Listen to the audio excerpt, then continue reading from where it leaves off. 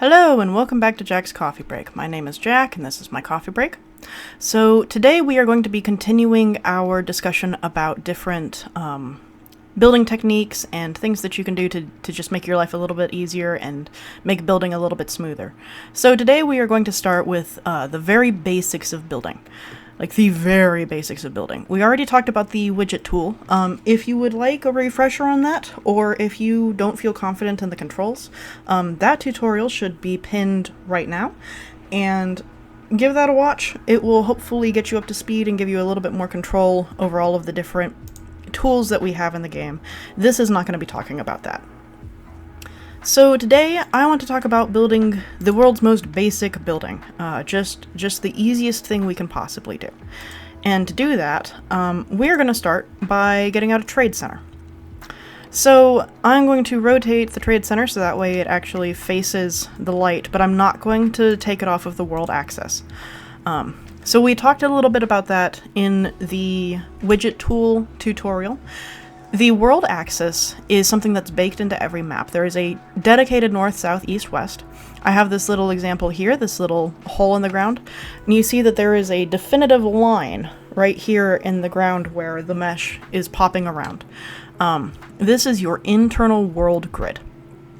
When you take a part out, and you don't have something like random rotation on, which is a tool, not in here, usually it's in construction, and it usually pertains to the non-gridded pieces, so something like this. So for building, just to get our full setup, I like to have angle snap on. I like to have position snap off, position snap rotation off. This is a function of position snap, so it doesn't matter unless you have the two combined. And align to surface off. We talked about this again in the last tutorial, but as a brief reminder, align to surface aligns you to the ground. So that means that if we have a non-gridded part, it's going to align itself to whatever the topography is doing. Has nothing to do with being completely level on the grid. This can be frustrating, so I recommend when you start building, make sure that align to surface is off. This is the same for align to water. All this does is it treats the water as if the surface is a hard substance. So keep that off. There are certain places where you want it. You don't want it here. Make sure random rotation and random rotation all are also off, because otherwise you're going to start with pieces that have nothing to do with the world grid. So thankfully, when we deal with modular pieces, and by that I mean things like the animal trade center, your guest facilities, like your information center, all of these are modular pieces. This means that they are an object that is... So a modular piece is an object that the game has decided has a specific function, and that function needs to be respected. So it'll have specific properties that need to be obeyed. For example, I can't take this trade center and hit X with it, right? It doesn't give me those movement tools. Now I can hit move, and it's going to obey a grid, but you're never going to be able to barrel roll it. You can when you're first setting it down, if we don't have a group. You can rotate it however you want along this green circle, along a surface plane, but you can't barrel roll it, you can't set it at angles. There are mods to do that, but that is outside the scope of the tutorials. We're going to be doing this completely base game. And I recommend only using those mods once you feel confident in your base game building skills, because those mods are meant to augment your existing skills. So the trade center has a dedicated function. It has a core function. If you don't have it, then you can't get animal trading and exhibit trading. That's what it does.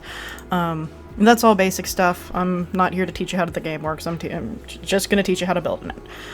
So for this example, we are going to be using Arctic wood pieces, but frankly, it doesn't matter what you use. Yes, these are DLC items. It does not matter if you have the DLC. All that it's doing is adding different pieces to the game, but it's not adding functionality in any way. The basic thing to do, if we want to just cover up this insulation-looking trade center, this horrible little box, is we would just take these grid pieces, snap them where we want them, depending on if I can find all my parts. There we go. I'm just tapping Z to fast rotate. I am building inside the line. And we now have a covered box, and let's say that we want, let's do Arctic. The search tool is like the best thing that has ever been added to the game. It's wonderful. If I sound irritated or frustrated, there is a fly who has decided that he loves me. I don't love him. So hopefully he goes away. So we get out like an Arctic floor piece, which is basically, like, you don't actually have to treat it like a floor. That's gonna be like a main thing when you're building. Like, just because something says that it's a floor or a roof or a ceiling or whatever, it doesn't mean anything. You're just looking at what the shape is and what it does. You're not actually looking for what the name tells you to do. The names are wrong. It doesn't matter. So now we've covered it, and we have this nice little wooden square box. And is it covering our trade center? Yes. Is it adding a scenery rating? Yes. But it's only 3%. It's only reducing the radius a little itty bitty bit.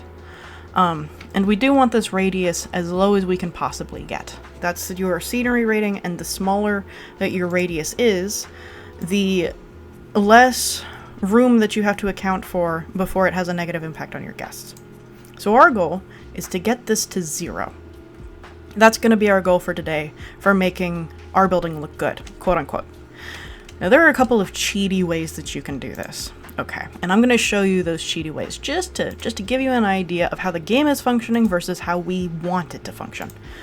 I can come in here and I can slap and just attach to the box again. I'll do a line to surface. So I can smother this thing in gables. Just make it look horrendous. Just a real Art Deco piece. I can come in here with some decorative stars. Maybe I want a couple of gift boxes on it. So we started this with 3% reduction. We're now at 24% reduction. It looks horrific, but it is functioning. If we wanted to get it down even further, it's actually important that you mix your construction pieces with your nature pieces. So we can add a rock. We can attach a sideways tree. Just a couple of those. Who cares? We can add a couple of aloe veras to the surrounding area. Right? And when we go and we look at it again, we were at 24%. We're now at 40%. This thing looks awful, but it is functioning. What we're doing is working. So it's not about the quality of what you're decorating with. It's about a combination of quantity and mixing build parts that gets this number down. So you can end up in a place where you've built an entire building and you're just putting in a staff building, wherever, doesn't matter, and it will automatically have scenery reduction. Just because this is put near here and near here, we immediately have a scenery reduction of 8, despite the fact that there is nothing on this building. So that scenery reduction functions for all of the buildings in the facility. So for example, your guests don't care how well decorated your information center is, but it does have a scenery rating. See right here, scenery rating 3%. The higher your scenery rating, the more your guests like it, the more they are willing to tolerate it, the more they might use it. Doesn't really matter. It's gonna scoot you away. So we're gonna start over. Let's try again, because that thing was horrific.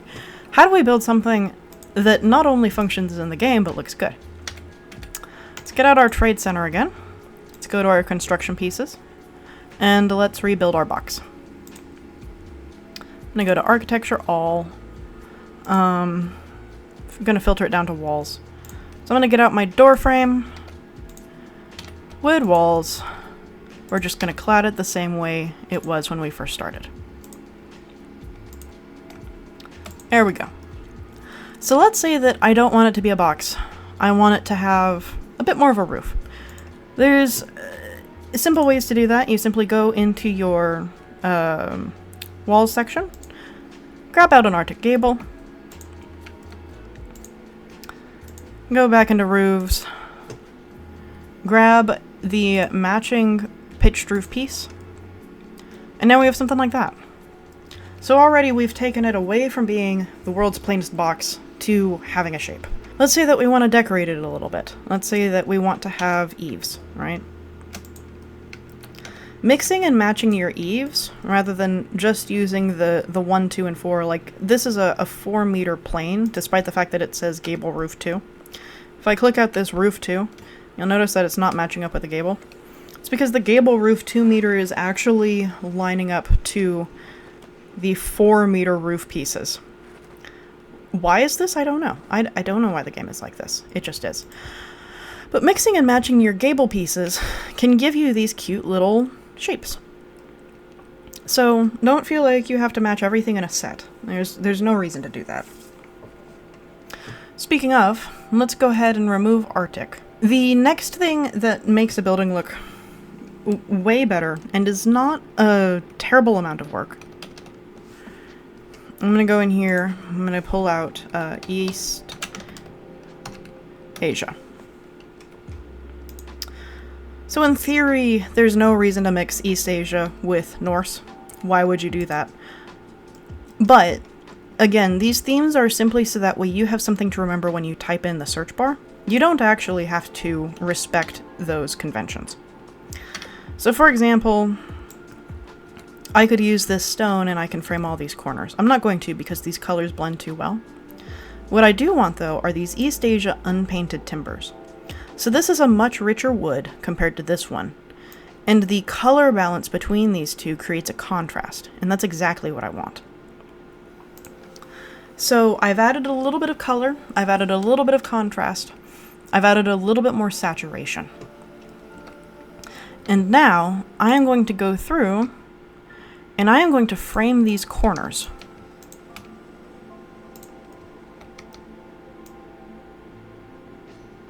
There we go. And the next thing I'm going to do is I'm going to take my unpainted timbers. Here we go, 4 meter. And now I'm going to hit this align to surface, which I apparently already had on.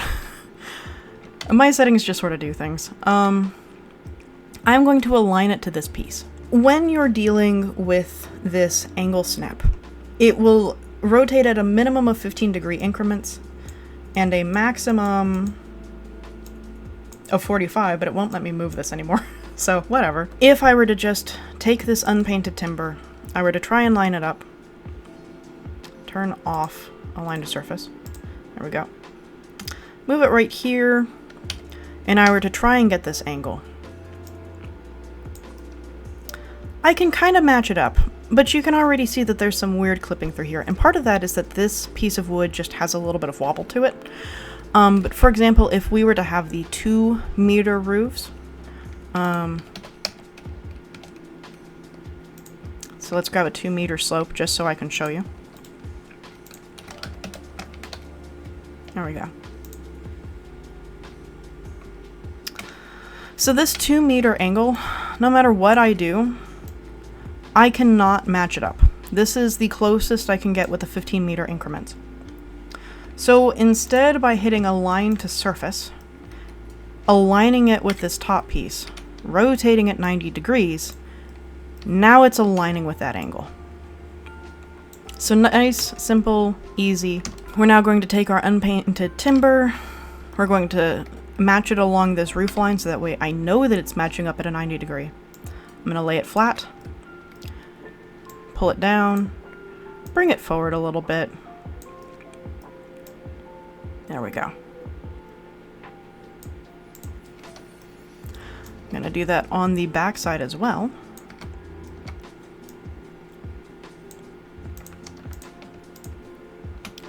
Collect these 2 pieces, rotate them 90 degrees,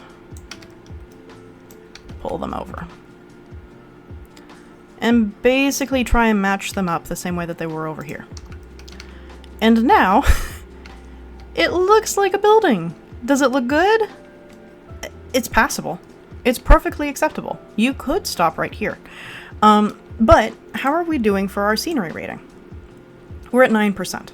So this looks better to our human eye, but the game is not registering it as optimal yet. And that's okay. We can always add. We can always subtract too. If we don't want these corners, we can always get rid of them. But I do find when you're building just about any building, framing your corners with another object makes it look better. To give you an example, if we head over into this building that I'm working on over here. So this is just a plain corner. I've done some color work to make it look a little bit more unique. I've got this little circular bar to act as like a support beam. But this corner is still very plain, as opposed to these corners, which look more finished, and it's just because I've added some kind of corner spar to them. If we go to the inside through here, again, don't worry about anything I'm building in here. I've done the same thing to the inside, and it just makes it feel a little bit more finished than if I had just a plain Jane corner, like this one. So framing your corners, framing your doorways, things like that, help to make a building feel better, more natural. So right through here, we already have an existing door frame, but it's not extending out to this piece. So how do we make that look good? Well, let's go back in. We can either go back to using our same East Asia pieces, or East Asia wood pieces. Let's do 2 meter. Duplicate so we get all along the same line, pull it in.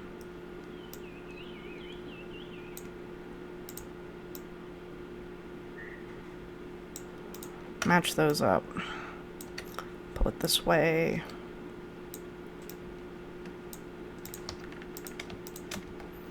Duplicate like this. Pull it along.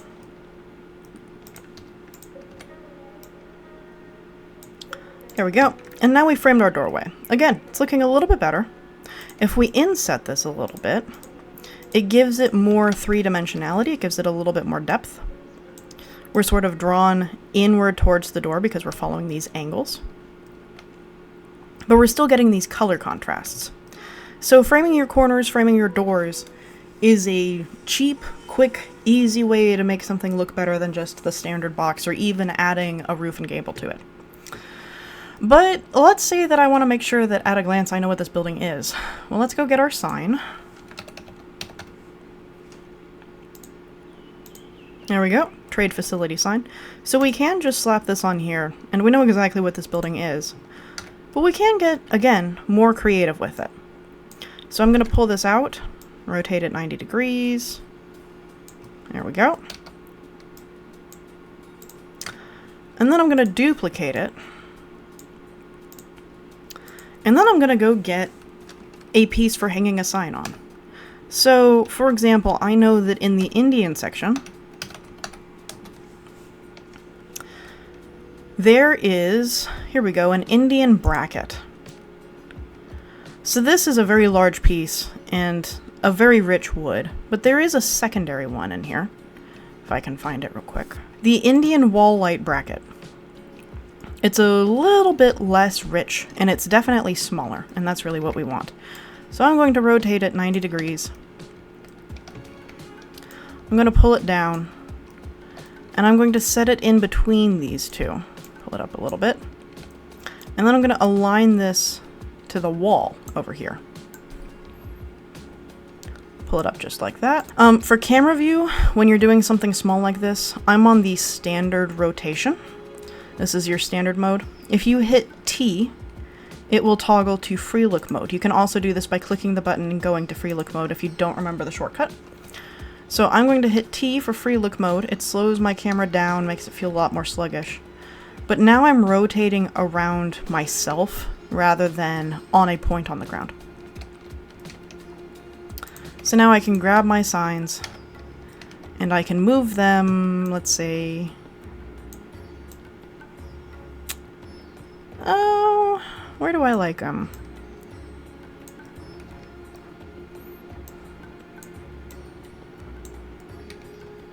I like them there. Okay. And then on top of that, I've decided that I don't actually like having this double sign look with this particular piece. I'm just going to select this one, delete it, move it over. There we go. And now we have this.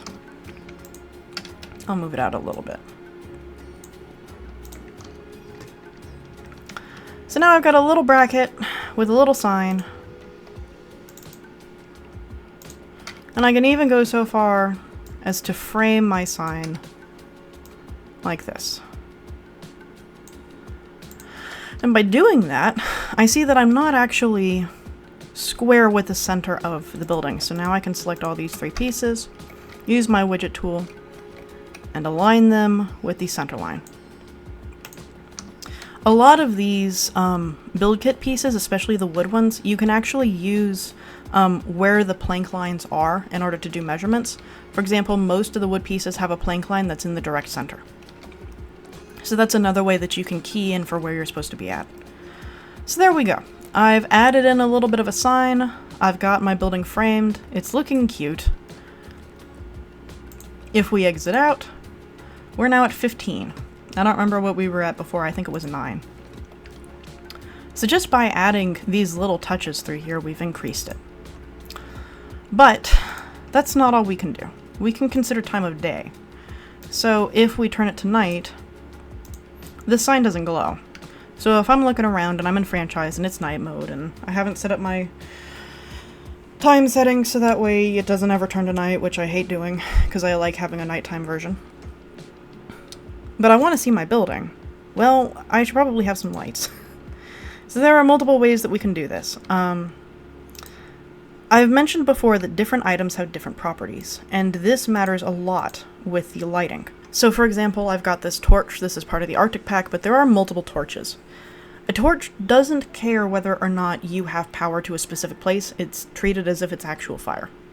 Meanwhile, this aquatic law light does care whether or not there's power.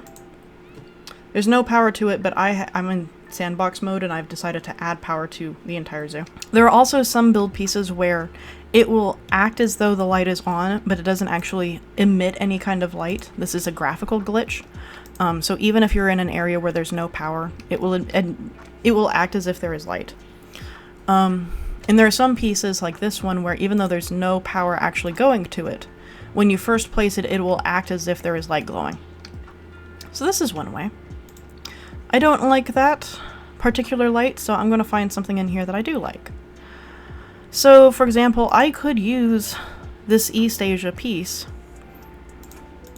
and now I've changed how this building is reading, right, just by doing that. So you can change the feeling and the texture of a building away from what the build piece is indicated is, just by adding a contrasting piece. So instead of having an East Asia build kit with an East Asia light, I've done this Arctic build kit. I've added this East Asia light. I've added these little Indian pieces that you wouldn't really see, that you usually wouldn't see on an Arctic piece. And because these are relatively nondescript, they've just got a label, we're able to pull it out of its framework. So this is useful for creating architecture styles that are not yet represented in the game. So this is one way that you can sort of code buildings to be something other than what the build kit strictly tells you that they should be.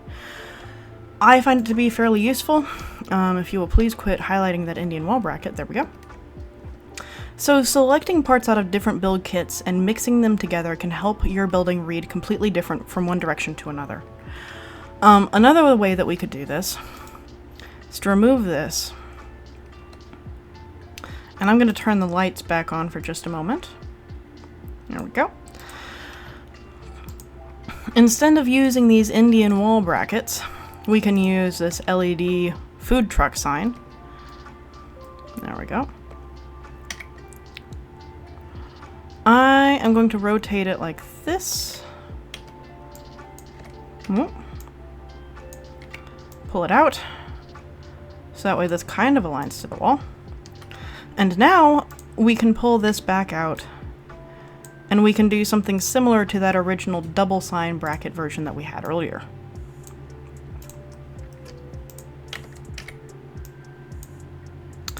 Go, just realign our pieces.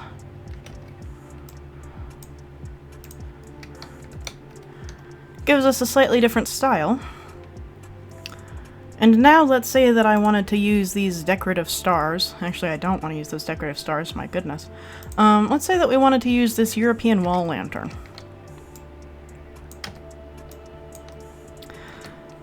So now I can pull it out, rotate the hooks that way it faces parallel to the wall, pull it upwards, and we could do something like that, where it sort of hangs out of the sign. So again, just using different pieces and different styles to sort of code your buildings in different directions. So I think that I like this. Now, let's talk about expanding the building away from this original box. Because we've kind of hit our limit here. We can continue to decorate. We can add, like, windows if we wanted to. There's plenty of windows. So, for example, we could add this African window to the back. Feels a little bit more slipshod now. We can add this classic window to the back. Feels more in line with whatever's happening up front. We can use this East Asia. You know, all these different kinds of pieces, which you can add a little bit more to the coding. We can use Twilight pieces and build our own windows as well. This looks a little bit excessive, but I suppose if we changed the colors and matched them something closer to like an actual wood grain. Alright, we could do something like this. This expands it out of its little boxy shape. So let's continue with that. So this is one of the places where those 1 meter walls come in really handy. So I'm going to grab something made out of stone, just so that way we can contrast our materials a little bit. I'm going to get this dry stone wall, and I'm going to build a little side garden. I really like building with these, the dry stone walls, because they've got this wonderful like snapping texture to it, where they frame the corners for you. I like that a lot. So now we have this little side garden that we can do whatever we want with. If we want to continue this, we can do it like that. There we go. That feels a little bit more finished, but again, it's not mandatory. You wouldn't necessarily do this with a building. The other way that you could handle it is, because we're not fixing to put a roof on this, moving this piece over here. And now you won't get this finished corner over here, which may or may not matter to you, but it is in line with your building on this end. So different styles and different ways that you can use, even on the grid, to just adjust the way that something looks. I want to do this because we're going to add mulch. And it makes more sense to have wet mulch against dry, hard, you know, stone that can't absorb the water than it does directly against the wood of the wall. So now we're going to go into nature. And down here in gardening, we can find our mulch. I'm going to get this simple 4 meter by 4 meter. I'm going to put them like that, and then I'm going to pull them up, so that way we have this kind of raised bed look. And now I'm going to check my edges, make sure that the mulch isn't coming out anywhere. It's not. And then we can go into our plants, and we can pull really anything we want. If you're feeling particular about, you know, this zoo is a tropical zoo, let's keep it in, you know, a tropical biome, you could filter it. So you have like tropical and temperate, let's say. And that way you're only using pieces that fit within that scope. Most vegetation has 3 sizes to it. So for example, we can do a large, medium, small, create a garden around this basic shape, this basic flow. And then we can use smaller plants to frame it. So like we could do grass. I would like to do bracken. That bracken's too big. Let's get something a little bit smaller. There we go. And then by holding shift, as long as align to surface is not on, it's important that you do that because otherwise this trick doesn't work. So if I hold shift, or just tap shift, I gotta hold shift, move it down and up a little bit, now I can clip things into each other, which is very handy. Select both of these, pull them down into the ground.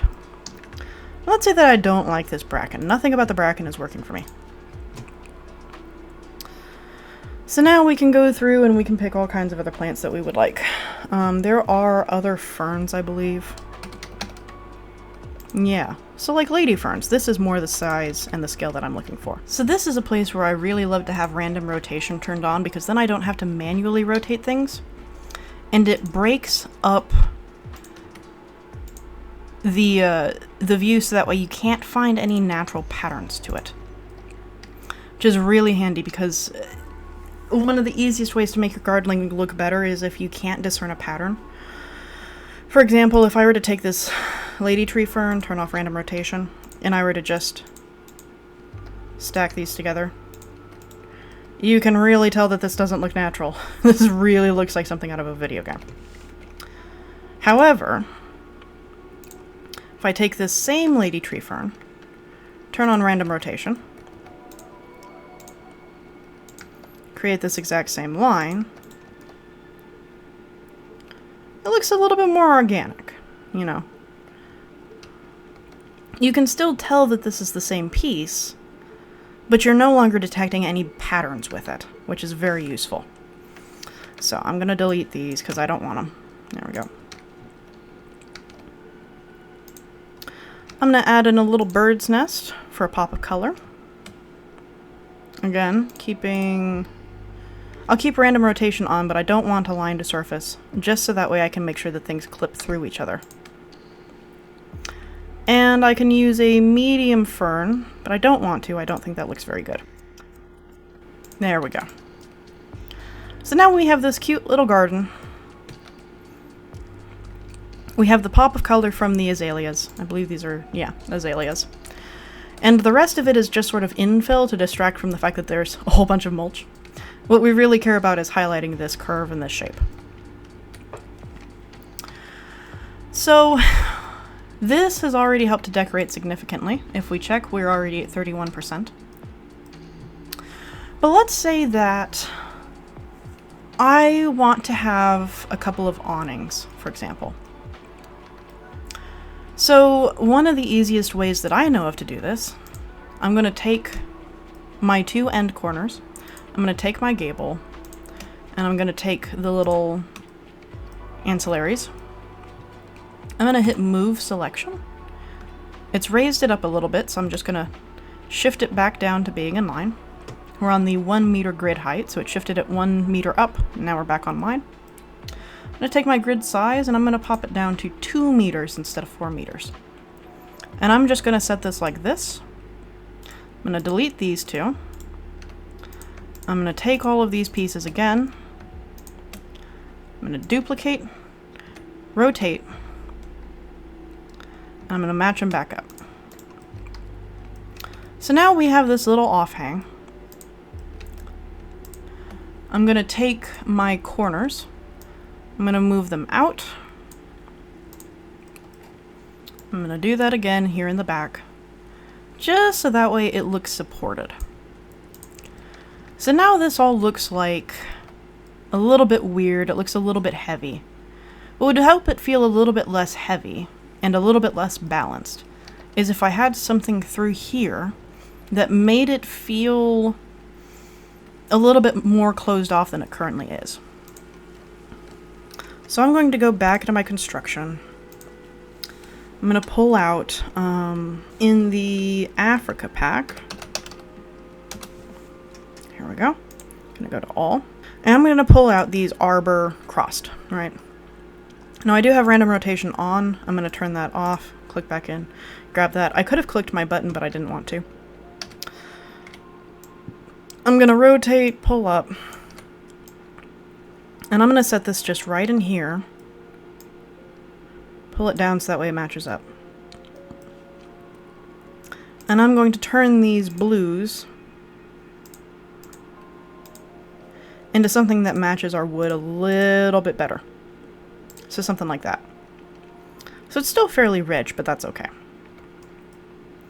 So I like this. I'm going to pull it out just a little bit, like there. And then I'm going to move it inward again, so that way we get this double cross hatching. I'm going to select both of these, maybe. There we go. I'm going to do this on the other side as well. There we go. And this feels a little bit more balanced. And now we can add something in here. So for example, we have this little garden right here. We have this little cross hatching.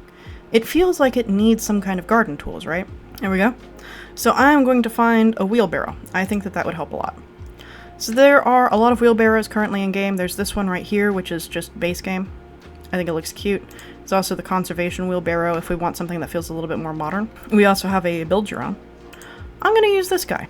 I think it looks cute. So I'm going to put it right back here. I'm going to put it at a cattywampus angle. And I'm going to think about how would somebody put this tool back. And I'm going to think about how they put it back in a hurry. Because it's one thing if they're gardening and they're fastidious. It's another thing if they're getting a job done and they need to work quickly. Right, those two different styles and actions by a person are going to give you two wildly different looking results. One's going to be a little bit more messy and chaotic, the other one's going to be a bit more orderly. So thinking about how your staff would put their tools away can tell you a lot about how the pieces are going to look together. And how you can create a sense of life and movement in these sorts of areas. So for example, I'm thinking that probably they're just gonna put the wheelbarrow over here. Maybe they're getting it ready, right? Maybe we can go back into our nature. We can go back to our mulch or reset our filters. There we go. And I have this little itty bitty mulch patch. So because I'm using the 15-degree increments, I can ensure that I'm getting these things parallel and square without having to do a whole bunch of extra work. So I think that this looks cute. I want to do something like this. And I want it to be just a little bit off angle. Something like that. I'm going to rotate it just a little bit. And I don't like either of these angles, so I'm going to turn angle off. And I'm going to do kind of a half angle like that. Fit it back in. So now I've got dirt in my wheelbarrow. And let's say that I want something, I don't know, itty bitty, something small that I can put in here. Just to show that they're like in the middle of planting something new. Like, I don't know, this bromelade, that'll work. I'm gonna put that like that. And do another align to surface, random rotation. Like that. Now it looks like they're taking these bromelades somewhere else. So now it looks like this object is in use. But what other tools would they need, right? So this is one of the reasons why I like the conservation pack. It has a lot of these items in it that you don't get in base game. So we know that they're gardening back here, so maybe they've got a couple of buckets. Right? And they're gonna use them for something. We don't know what. Say we got a couple of plastic pallets back here. And I want these to align together, so I'm gonna use position snap. Oh, and it might not let me. Sometimes it'll let you. Position snap is its own little beast. So instead of doing that, I'm going to do a dupe and move. Right, I'm going to make these little stacks through here. And then let's say that I want tools hanging on the wall. I'm going to grab my little hanger piece. And see, now that I've got position snap, it's going to snap to this center piece. It's not what I want yet. I'm going to turn that off. I'm going to do align to surface. And now it's going to correct. There we go. Let's hang something here, here, and here. So now I can do position snap.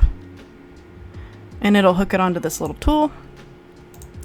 Let's get a pitchfork, or I guess that's a shovel. There we go, pitchfork. There we go. So now I've got these little tools right here. It still feels plain, like it's missing something. So this is where I would go in, and I'd think about windows. And I think that I want this little classic window right here. I think right about there looks good. I don't think I need a window on this side. But I wouldn't mind a little window like, maybe like right here. And maybe another one like right here.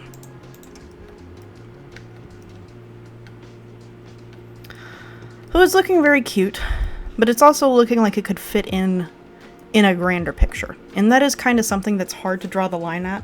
Where are you making an object that is solely for the benefit of the object, and where are you making an object that it blends into the rest of the world?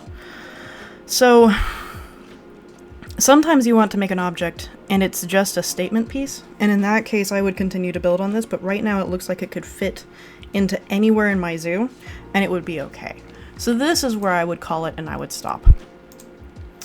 Where are we at? We're at 50%. So at this point, this is where I would consider compounding, right? So I've got this trade center. Let's say that I've also got a quarantine center over here, right? And just for the sake of showing you, I'm going to turn blueprints on. And I'll get this conservation quarantine small. This has a lot of pieces in it. So when we put it down over here, it's only hitting, there we go, it's hitting 100%. It's very well decorated, and part of it is that we have all of these little pieces through here. And we've got greenery, and we've mixed all these different parts. When I take this object and I move it near my trade center, it should also get scenery benefit. Not always, but usually. There we go. It's now updated, it's at 100% because it's also feeding off of the scenery from this building. So that is all the basic stuff. Hopefully this helps a little bit. Gives you an idea of how to expand, how to make things look good and cute and fit into your zoo a little bit more. Next time we will be talking about mixed functionality buildings. Those are a little bit more frustrating and complicated. So that's going to be its own tutorial. I hope this was helpful. If it was, then I hope you'll join us for the next one. Yeah, good luck. Good luck building. Have a great day.